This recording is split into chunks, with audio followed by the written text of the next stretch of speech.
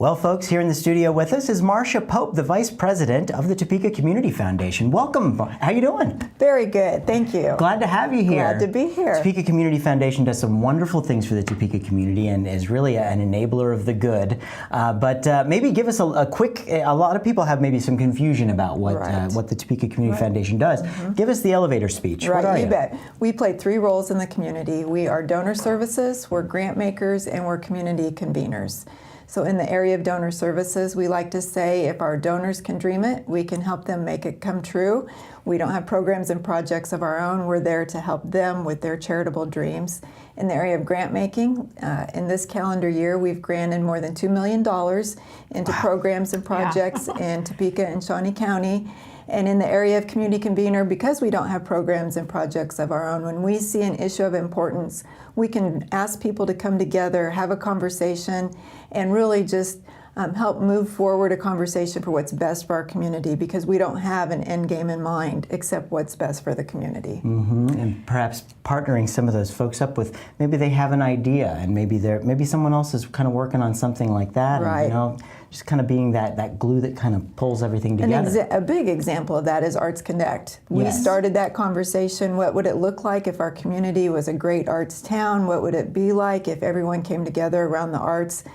Thought that would mean after-school programs for kids regarding the arts, and instead we have Arts Connect, an organization that has made a tremendous difference in our community. Yeah, I definitely agree with that. Yeah, and I have interviewed you actually a couple of years ago, but I had never heard of the Topeka Community Foundation. And that's not really your point. You don't exactly want to be like, we're the Topeka Community Foundation. What you are is you're kind of behind the scenes, and you help to make these other organizations really shine. Absolutely. So you have your Topeka Gives project, which is the big thing that really pushes all these organizations out there.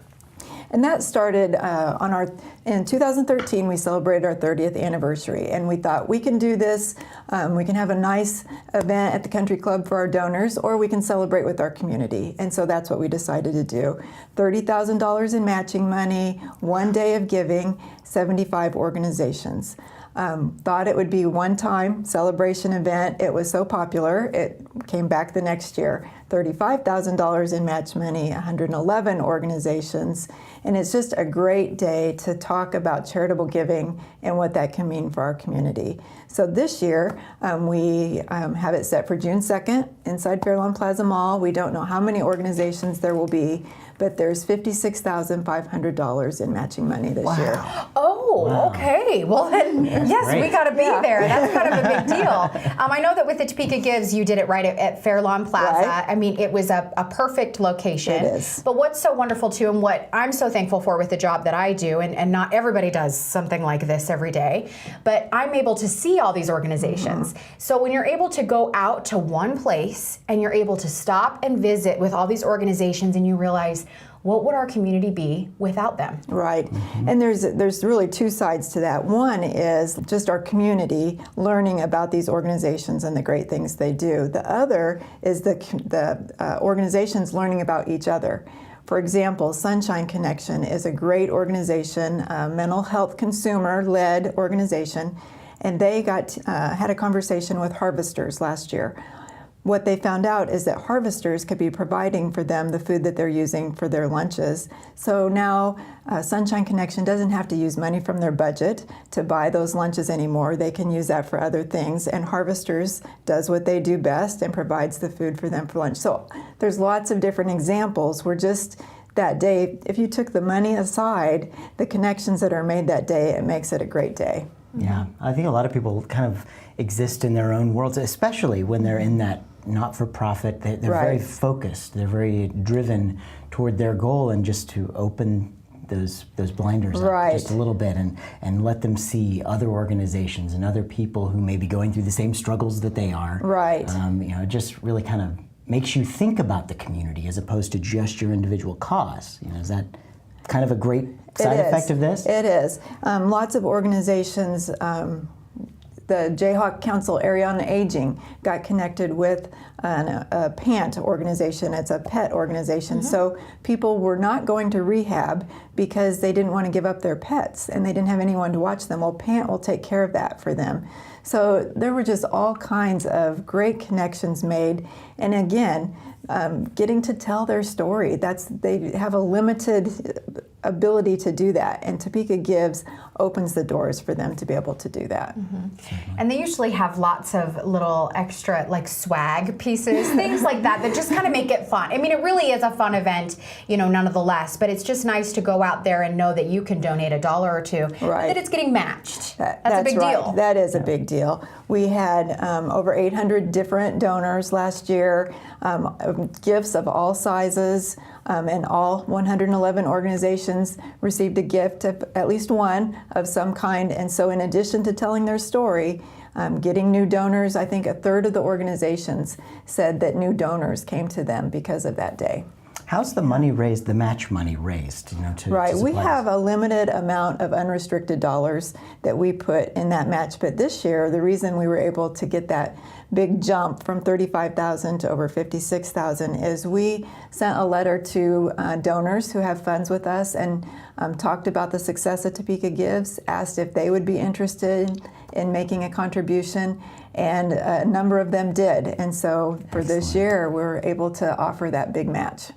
So how did you do this before you did Topeka Gives? I mean, Topeka Gives is the third year, right, in 2015? Right. Mm-hmm. So, I mean, what did you do before? Like, how were you able to get, out to the public and get them to really react? Through the years, there have been different things. We've had annual lunches where we've invited donors and asked them to bring guests to come and kind of hear about the Community Foundation story. We have a scholarship. We have lots of scholarship funds. We have a scholarship event that is designed to recognize the kids who win those scholarships and the donors. They meet, and we have a photographer there. So we have individual pockets of things, but we've never done anything on such a grand scale for the entire community before. Yeah, I think it's wonderful. I can't wait for June 2nd. It certainly is. And being that glue that brings all those organizations together, what a great opportunity for folks within the community. If you are looking for something to get involved with, maybe you have a little extra time, or maybe you're feeling a little charitable, maybe you don't have a big pocketbook where you can write checks, maybe you just want to get involved as a volunteer with some of these organizations. What a incredible way to find out what is a great fit for you that you can be passionate about, to get involved with, and to help in the Topeka community. And I know one of the main points for this too is to be able to write a check, and to be able to help out. But another kind of an aspect of it is getting out there and seeing maybe where you want to spend your time. And that was something that we found another surprise after the first year, is we didn't expect so many organizations would get new volunteers from the event.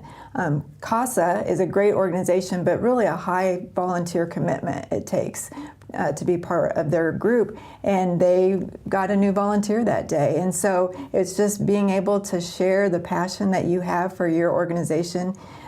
It's kind of a puzzle, and fitting the right people with the right organizations, and great things have happened. If you have money, that's great. If you have time, that's great too. Absolutely. Yeah, that's what that makes it all really happen. Cool. Well, we're excited about Topeka Gives. It's coming up June 2nd. And of course, we'd love to chat some more and, find out more about these organizations that are coming through and that are, maybe coming to you. Right. And we have information sessions. Organizations who want to participate need to come to an information session. The dates are on our website right now. They need to RSVP, sign a participation agreement. But any nonprofit that serves Shawnee County is eligible to participate. We just need them to get the right information and get signed up. Okay. What an excellent event, and I wish you the best of luck with it. Thank you. And we will be there. We'll come. Yeah. We'll bring cameras. We usually go out there, and of course we're there with all our friends, because all our friends are working for the nonprofits, and we're all hanging out together. And we're supposed to be working too. But it is a fantastic event. So we're excited about that, and of course we're excited to chat with you some more. Great, that'll be going great. into 2015. Thank you. Thank you so much, Marsha Pope, Vice President of the Topeka Community Foundation, and of course Topeka Gives is coming up June 2nd, 2015. Don't miss it.